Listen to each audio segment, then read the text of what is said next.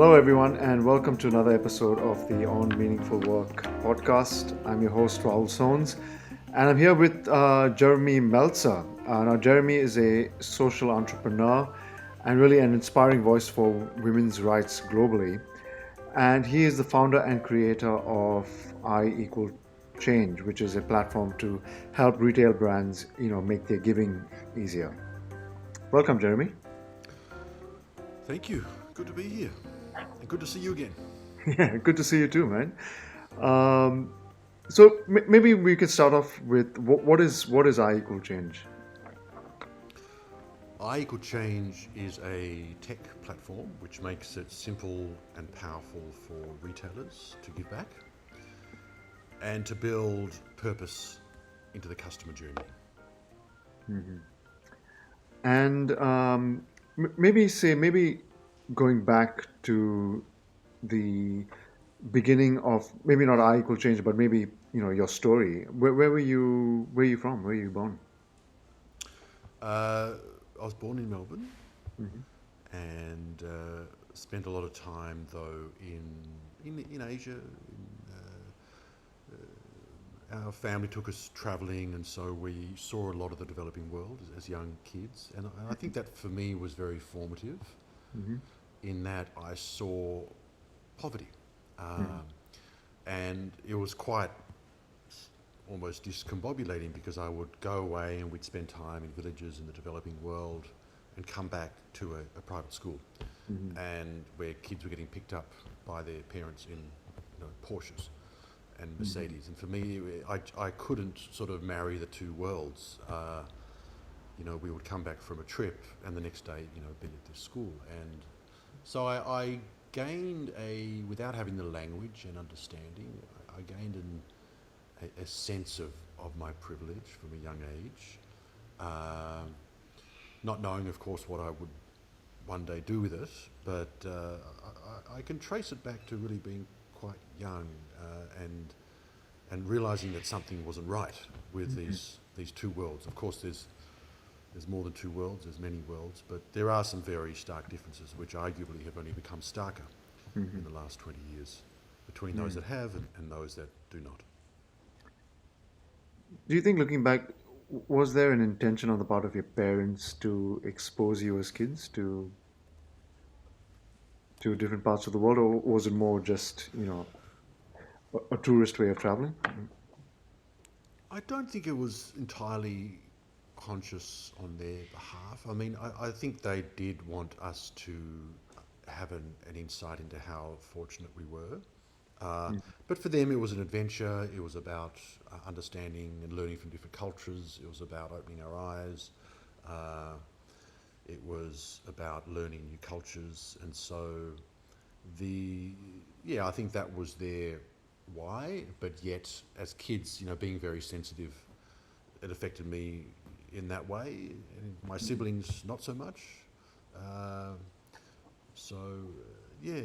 I don't think as parents you can engineer or the outcome. You can only hope to sort of teach your kids certain values. And I think in essence that is also what they were trying to do. And so you mentioned school. What were you like in school as a student? Uh, I was I was quiet. I was thoughtful. I was.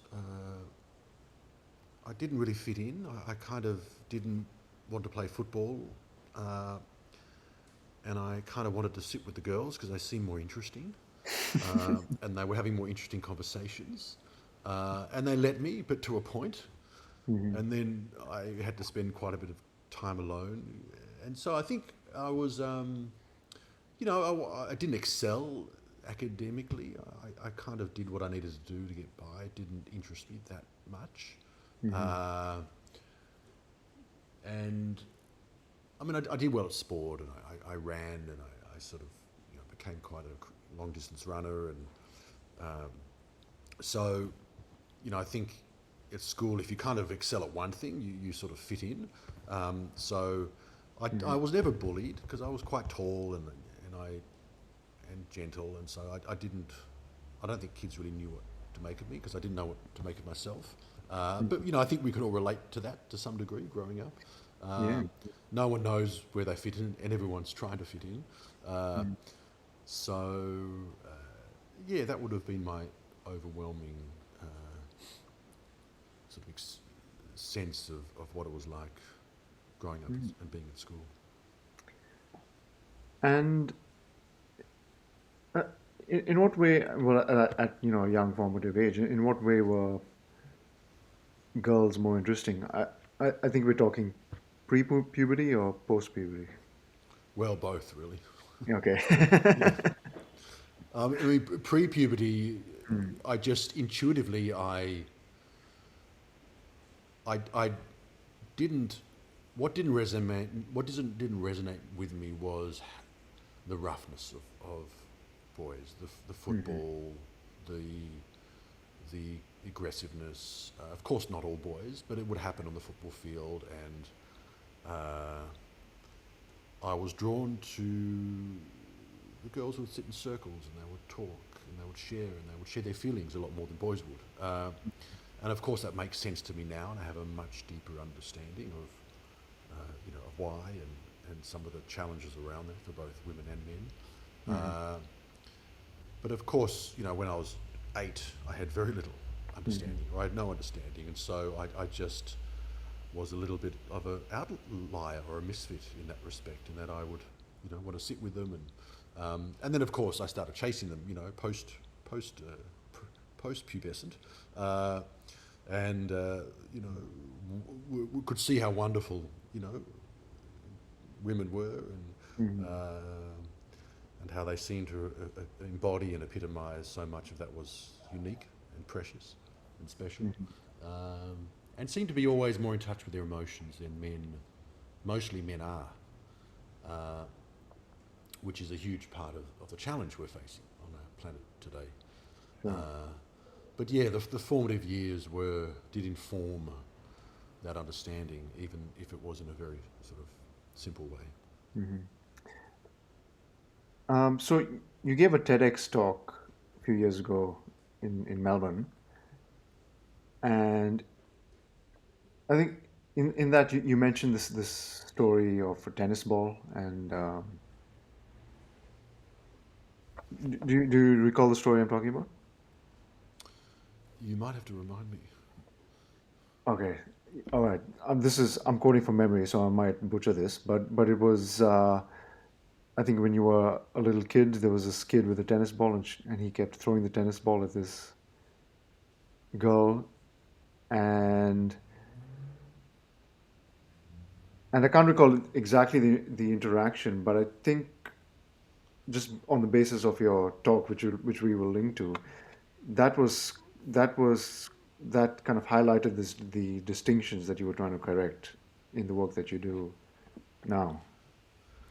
Yeah, so there was an aggressiveness which I noticed amongst boys, which, again, without having the language to understand it or explain it, didn't resonate with me. And so, it wasn't until later when I was I was 21 when I moved to Havana at a time when no tourists went there, and had a Cuban girlfriend, and was exposed to the really pointy end of male aggression, which is violence, and saw how destructive it can be in women's lives, and how common it was. And for me, that was a very powerful and formative set of experiences. And then I lived in Miami for 3 years. Also, almost every woman I met had a story. And so, yeah, that became a big part of driving me to do what I do today. What took you to Havana? Oh, it just sounded romantic at the time, to be honest. I mean, no one went there. It sounded and felt like an adventure and romantic, and so I thought, well, let's get a one-way ticket to Havana and see what happens. And so I did. Um, and maybe what was happening in your life around that time? Were you working, or you just finished Were you at uni or places where you were? I deferred a year of university, so I'd Mm-hmm. done a couple of years of Spanish, which was obviously helpful. Mm-hmm. Uh, Decided to defer travel, sort of work my way through. Sort of, I actually did like an interchange between Monash University and an institute in Guanajuato, which is this sort of beautiful colonial town, a couple of hours outside of Mexico City. And from there I went travelling and ended up in Cuba. So yeah, it was that kind of little bit of a gap year. Mm-hmm. So you were studying Spanish at uni? I did a Bachelor of Arts and Mm. majored in Spanish. Okay. Um, so when you're thinking about, say, doing a Bachelor of Arts, like what kind of went into that decision? Were you? Yeah. I just didn't know what I wanted to do. Mm-hmm. I was actually going to be a pilot because my uncle is a pilot. Mm-hmm. And then I went flying on a little plane and I walked around the airfield, this little bush airfield where we'd hired a Cessna, and something in me said, no, this is very prescriptive. It's very, there's not much creativity when you fly the plane if you want to survive. You're not meant to push the wrong buttons. You need to push all the right buttons. Mm-hmm. Uh, and so I thought, no, there's probably people that are better suited to be pilots and follow all the rules Mm-hmm. and do the right thing because, of course, you have to when you're flying a plane. And so I just thought, well, why don't I do an arts degree and study for the sake of studying and just keep learning? You know, again, a privileged position to be in. So I Mm-hmm. studied some philosophy and anthropology and marketing and ended up continuing with Spanish and marketing. Uh, Mm-hmm. but yeah, it was really just the desire to, an opportunity to keep learning without having a sort of clear vocational direction yet. Mm-hmm. And so your experience in Cuba was really, was it the first time that um, domestic violence or violence against women really was in your face and really, It was, yeah. yeah. Uh, and I saw it really closely. I mean, this guy who 9 months ago had separated with Susanna, who was my girlfriend, came after us with a knife Oh, wow. Okay. randomly out of the blue and just decided that he wanted Susanna back. And I'm like, what the hell's going on? Like, you broke up 9 months ago, and Mm. in Australia this doesn't happen. I mean, of course, I learnt later that it does happen in Australia. Mm-hmm. It happens Mm-hmm. everywhere. But in Latin America, it's a little more accepted and expected Mm-hmm. even that that's just what men do. And so we had to kind of leave Havana late at night on some old motorbike because we didn't know what he was capable of. And every girl friend of hers who I chatted to had some story. And so yeah, it was in one's face, and it was common, and it was frequent. And what's interesting is that on the surface, which is I guess part of the grand illusion, everything looked fine and looked sexy, and it was Cuba and it was Spanish, Mm-hmm. and, salsa dancing, and yet seething underneath of this were people's complex relationships Mm-hmm. and the conditions that had normalised different forms of male violence against women and girls. Uh, and of course the destruction that left behind. Mm-hmm. And so, I was there, wasn't long, it was 4 months, but I gained an insight into the impact of this, the complexity, and left with a lot more questions than answers. What the hell's going on? Why do women think it's normal? Why do men think it's normal? And I realised there was a huge gap in my understanding around any of this. And so I started meeting with NGOs, any chance I had to travel, meeting with NGOs that work with women and girls and work to empower women and girls to understand, or begin to understand, some Mm-hmm. of the complexities around this issue. Mm-hmm. And that sort of informed the following sort of 10 years or so of my life. Mm-hmm. Um, and when you went to seek out those NGOs, how did you go about doing that? Was it just as simple as Google search, or were you talking to people? Or Yeah, I just, I reached out to a couple, I met people who recommended, I just followed my nose.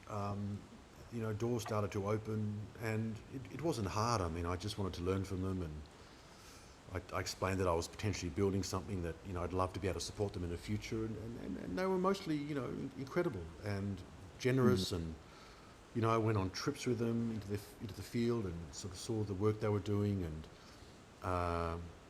listened and just asked a lot of questions, and it's led me to some pretty amazing places. Like I was in the Rohingya refugee camp Mm-hmm. a couple of years ago In in Myanmar. Bangladesh. Yeah, well, actually, the, from Myanmar, but the camp's in Bangladesh, Okay. on the Yep. Bangladesh side of the border. Mm-hmm. Um, and yeah, those experiences have very much galvanised me and the work that I do, that we do as a team now, and really remind me of why, when, as you know, building anything worthwhile is hard, Mm-hmm. and so you need to know why you're doing it in Mm-hmm. order to keep going. Mm. Um, yeah, that's an incredible story. So I suppose after your experience in Cuba, like it sounds like that really somehow gave you a north star, gave you a purpose to pursue. Uh, so while you were doing that, did the real world somehow come and bite you in that I need to get a job, or I need to do certain things. Like how are you balancing this pursuit of this goal versus maybe if you had any, maybe like real world responsibilities. Well, I actually, during that time, we have a little olive oil farm, Hmm. and so Dad had planted all these olive trees, and I was living in the US at the time, and saw an opportunity for us to be the first Australian olive oil in the US. So I Wow. started a business with Dad, and I spent several years going back and forth from the States, Hmm.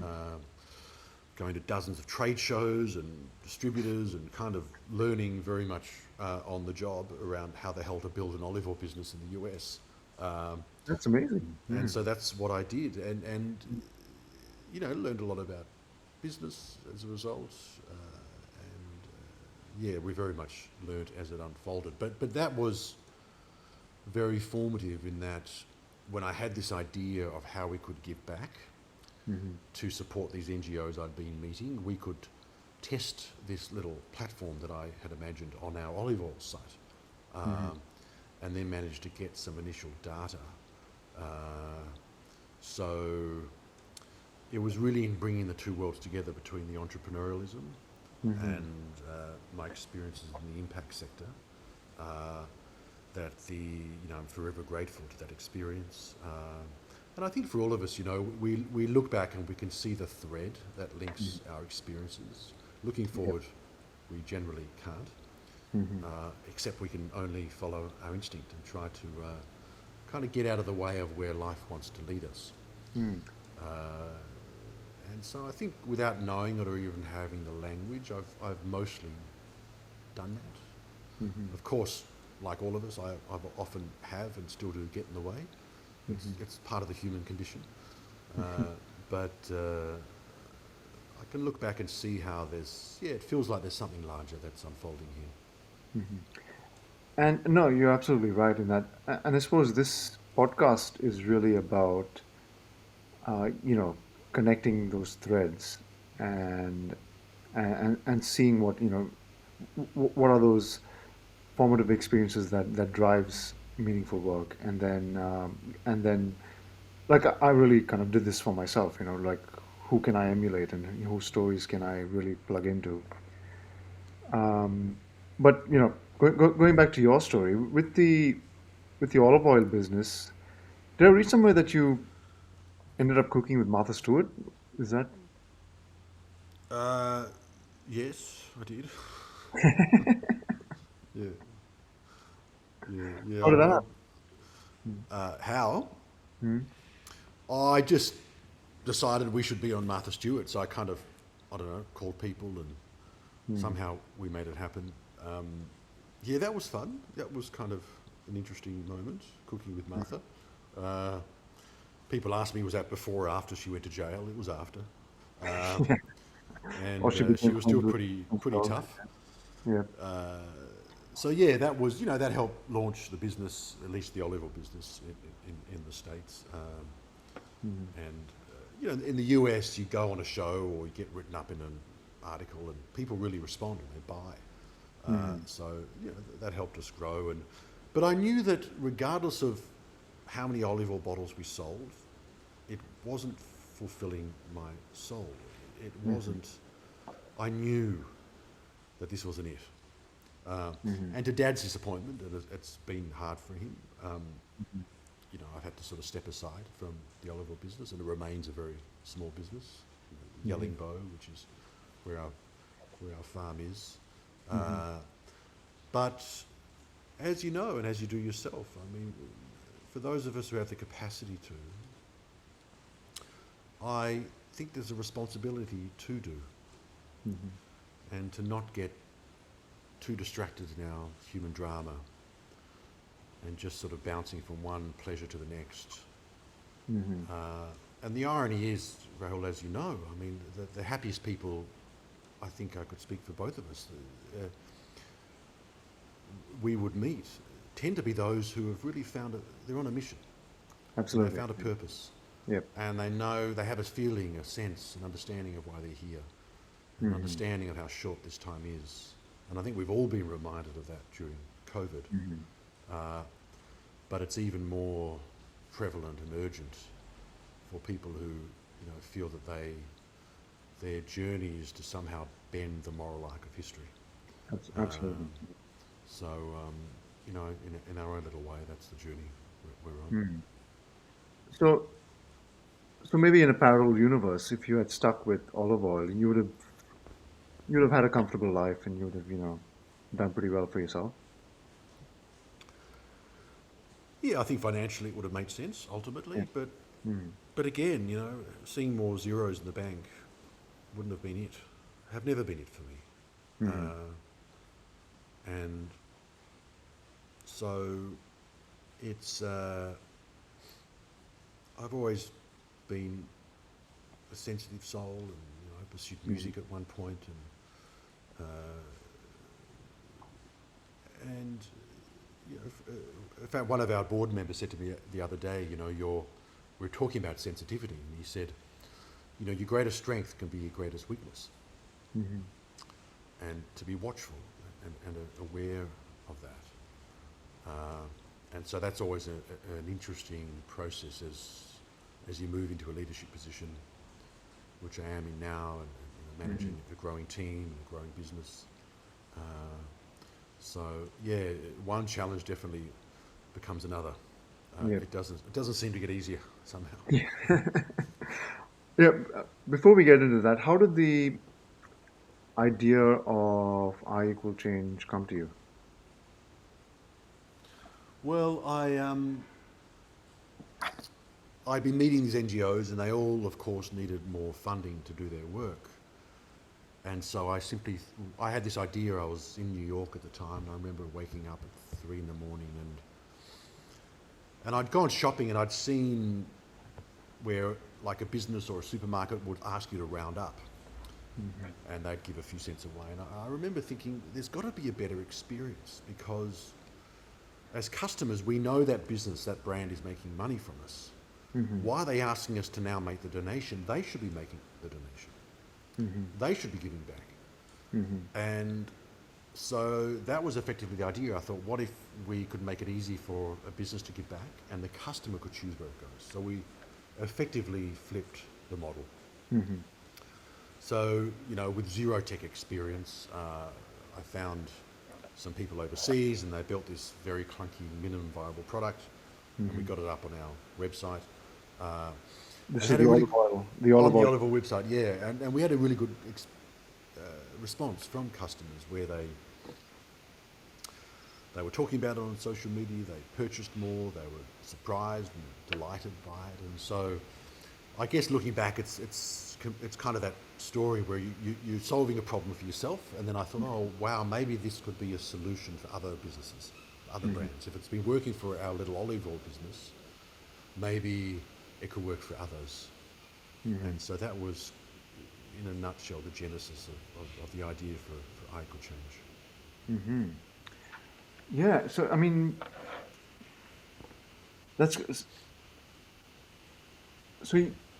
This is the thing I'm trying to kind of reconcile for myself as well, in that you call yourself a social entrepreneur, but that term somehow is somehow, that term itself is somehow oxymoronic, in that there's the social part of it, in that we've got to do good for the world, and then there's the capitalist part of it, in that it's we're helping businesses in a way. How do you reconcile that? I don't see an issue. I mean, Hmm. I think it's very important to work within the systems and structures we have Mm-hmm. to create change from within. And it's great, and it can make a change by protesting and working from essentially the outside, as it were. But there's no silver bullet to creating the urgent social and environmental change that we need now. And I think working within what is currently the most robust business structures that we have, which is capitalist, which is consumerist, indeed, uh, and speaking the language of business is, I think, ultimately the only way to create wholesale shift. Mm-hmm. And so we've been very clear and very unapologetic about that. We speak about the way that we present I Equal Change is through a marketing lens. We talk about the benefits brands can get. Mm-hmm. We talk about the return. We talk about the increase in conversions and click-through rates and engagement. And we speak a marketing language that resonates with them. Mm-hmm. And it's working. And I think if we spoke to them just about the impact, it would have had much less effect. Mm-hmm. So we kind of speak the language of business, we speak the language of marketing, and in doing so, we're creating this growing and sustainable funding stream for best practice NGOs. Mm-hmm. And I think that's a key lesson which I stand by in respect to the principles of it, Mm-hmm. which is working from within the system to change the system. Yeah. And I think that is also the philosophy of our common friend, Simon Griffiths, with who gives a crap. Um, in that, yeah, his idea was, people are already buying things like toilet paper and beer. Why not use that to really, then do good? Mm. Yeah, well, that's it. I mean, people are going to buy stuff, they're going to shop, they need stuff. Do we buy more than we need? Absolutely. Should we be shopping less? Absolutely. Mhm. But it's probably going to be that's going to be a really slow change as people become, simplify their lives and live more uh, minimalistically. But yeah, if they're going to buy, let's sort of leverage the power of those purchases and turn it into a force for good. Mhm. Uh, and that has now raised $5 million and counting. I would never have believed it was going to hit this milestone, but we did just Wow. at the end of December. Yep. Um, and we've already at over $5,250,000, $1 at a time. Mhm. So it's very humbling, and I take the money we're raising now with a great deal of responsibility. Mhm. Uh, and so there's a whole methodology around who we partner with and why, and we're really bridging worlds now between the retail sector and the NGO sector Mhm. in quite a unique way. Mhm. And so going back to the start of I Equal Change, you started with your family business, with the olive oil. You were able to, I suppose, prove the concept there. Um, then how did you kind of move on from there? Like, what was your next steps to get this out to the world?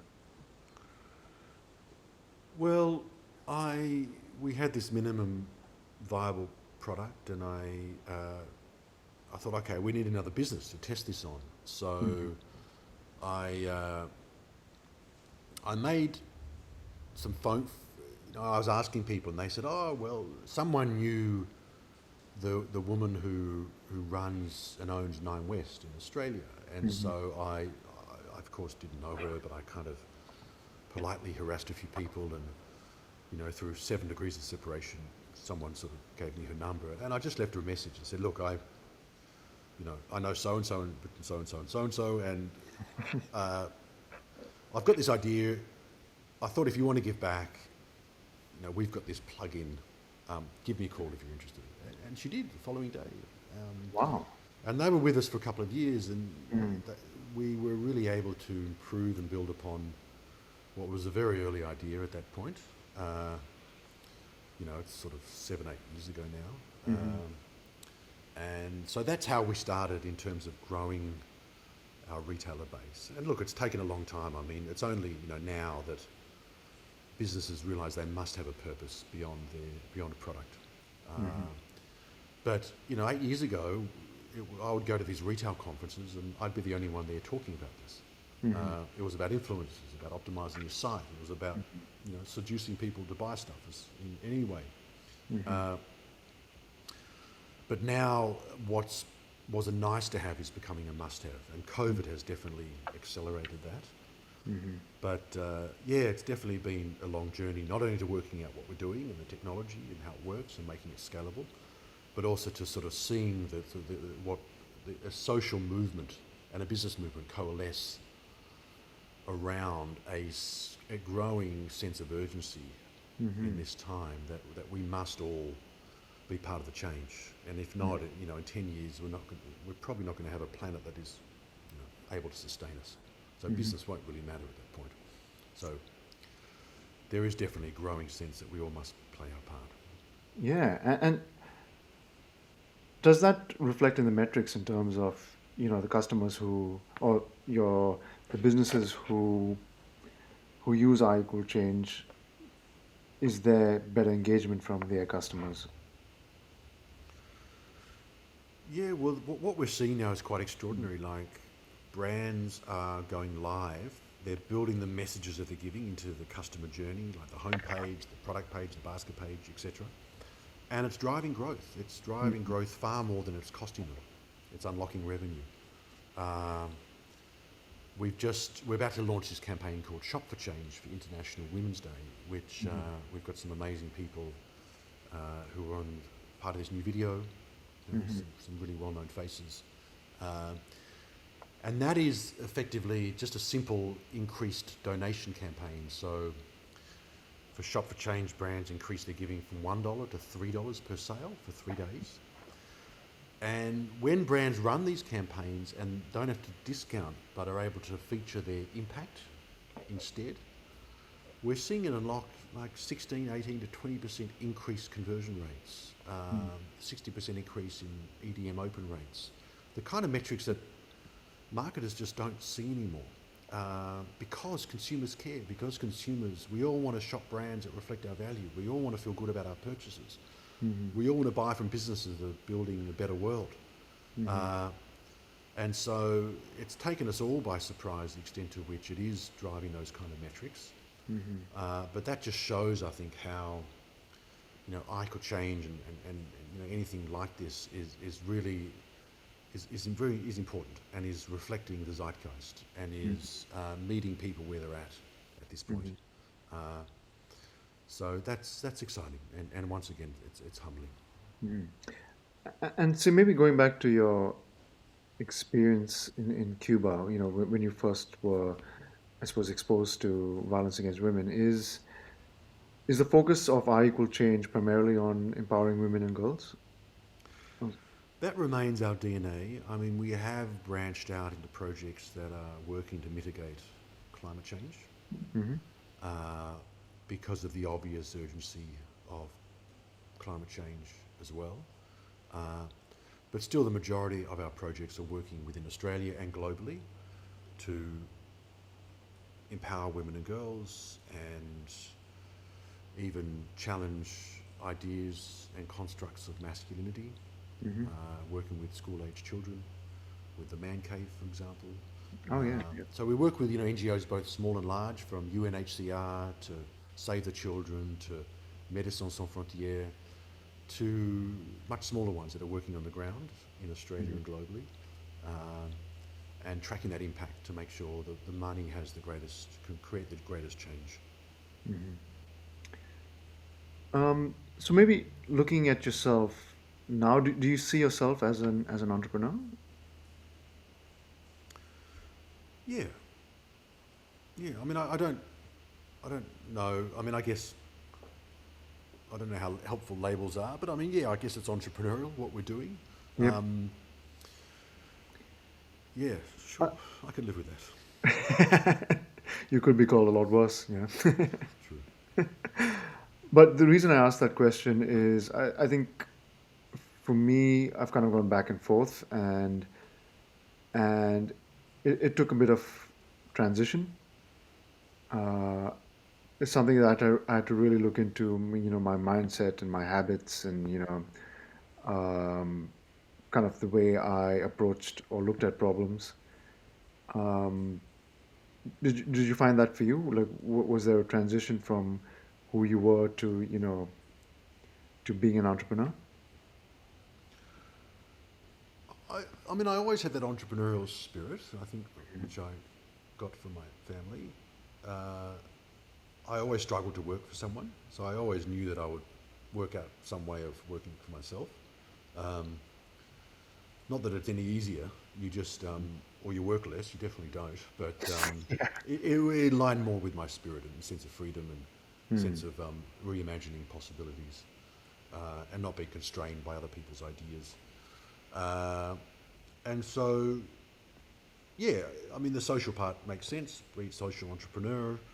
Uh, but I don't think it matters, to be honest. I think the social entrepreneur label, uh, can help and harm. Uh, that they tend to be sort of smaller uh, businesses or enterprises. Uh, of course, they can become large ones, which is fantastic. That's always possible.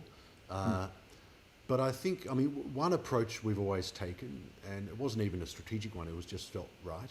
It was from the beginning, we started talking to the largest businesses we could, which meant me going and walking around these retail uh, conferences where I didn't know anyone, and just knocking on doors where no one was talking about this. No one was letting anyone speak about it. No one even had anyone on a panel talking about sustainability or impact or giving. And now it's become a must-have at these conferences. And so, I think the challenge and the thing to be watchful of is the them and us. Yeah. It's because that doesn't change anything. The them are just people like everyone who grew up, and everyone's on their journey. And but if the them are the ones who have more influence, the them is those we need to be speaking to, not people who get it, Yep. and not people, because otherwise we just drink the Kool-Aid and not much changes and feel good about ourselves. So yeah, and again, it seems to be working. We're sort of working with some larger brands now, which is exciting. Yeah. But I think that's what I mean right there, in that ability to walk around and then maybe talk to strangers and sell your idea. You know, uh, for me, that didn't come naturally. Like, that took a bit of a transition, and in my mind, that's what needed to change. In that, there's one way of looking problems, but this is something that you need to get used to really um, to really bridge that gap. Yeah, well, I mean, to sell anything, you've got to hustle, right? Yeah. So, I'd go to these conferences and just wait for speakers to get off stage and pounce on them, gently, but I would do it and say, look, I've got this idea, and mostly it led nowhere. Uh, but, whether you're selling umbrellas or something in the impact space, you've got to hustle. And I think I learned that in the US as well, where you've got to really hustle to get anything done. So, it's about, like everything in life, no, leaning into those parts of us that are uncomfortable, And the sales process, as it were, I still don't enjoy it, but I need to do it. And increasingly, I've got a team who are working on that and taking a lot of the work off me, which is great. So, but yeah, it's about having from every conversation you learn something, right? I learned about what retailers were looking for and what their pain points were, and as a result, we were able to build a better product, which we keep iterating to this day. And so maybe say looking back, to what we talked about your childhood and your formative years and those trips you took as a family, and then coming back and feeling that disconnect of how I suppose privileged you were, and how there's actual real problems in the world out there. Um, I suppose connecting the threads now, do you feel that I equals change is the fulfillment of that disconnect that you saw, or is there something more that's in you? I do. I mean, this still keeps me awake. Like I woke up at 4 this morning with ideas for the business, and haven't slept since. I've got an idea for a TV show, uh, around featuring the impact leaders who are working on some of the great challenges of our time. Yeah, I mean, it's evolving, right? But I definitely feel that this is, we're on the journey. I feel we're on the journey, and it's very satisfying to be on the journey. And there is no destination except moments of feeling some satisfaction, even though I probably should allow myself more of those than I do, because I generally just keep sort of flogging myself a lot more than I'm being told I should. Yep. But yeah, on the journey, it's and for anyone doing anything, it's it is a cliche, but it is about the journey. And I hope your listeners are better at sort of celebrating the small wins than I am. I'm trying to teach myself to do that as well. Yeah. Yep. And maybe this is an odd question, and it's somewhat difficult for me to ask because I'm grappling this with myself. But it's a question around privilege, in that we both kind of come from privileged backgrounds, and then kind of I suppose leveraging that to do what you're doing now. How do you think about your privilege and and relating to I equal change, and the impact you're creating? Well, I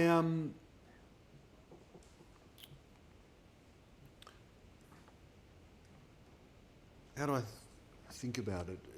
Only that. I mean, everyone's a product of their background, right? Most of it we didn't choose. Our family, our education, religion, place of birth, most of it. So, what can you do except try to do the best with it? I mean, I went to school with kids from some of the wealthiest families in Australia, and the toys that they had access to, boats and cars, and it was mind blowing. And I think I was quite judgmental as a teenager, and now I'm far more kind of zen about it. I'm like, everyone's on their journey and everyone's doing their best with what they have. Although I do feel that, as human beings, we tend to remain very distracted. And where we're not distracted, we create distraction. And there's a lot of anxiety and depression in Western societies. And I always think, collectively we could be doing more. But I don't want to be prescriptive, because I mean, not only who am I to, it's where everyone comes to different realizations at different points. I mean, I think what I've realised through I Equal Change is that we all care about something, right? Which is actually the simple idea of this video we've shot.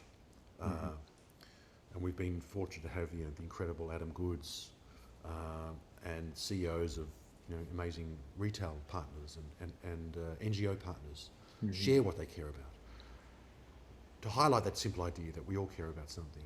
And so I think the next step for business is just to engage their community with every time they speak to them around their greater purpose. And undoubtedly, these are the businesses of today and the businesses of tomorrow, but we need them to be the businesses of today. I mean, we've got case studies which are quite extraordinary, as I mentioned, showing how the brands that are giving back are growing and unlocking revenue far more than those that don't. So, to give consumers a clear choice, you shop as usual, just buy a product, or buy a product and know that that business gives back, and you get to choose where it goes, choose the adventure of its impact.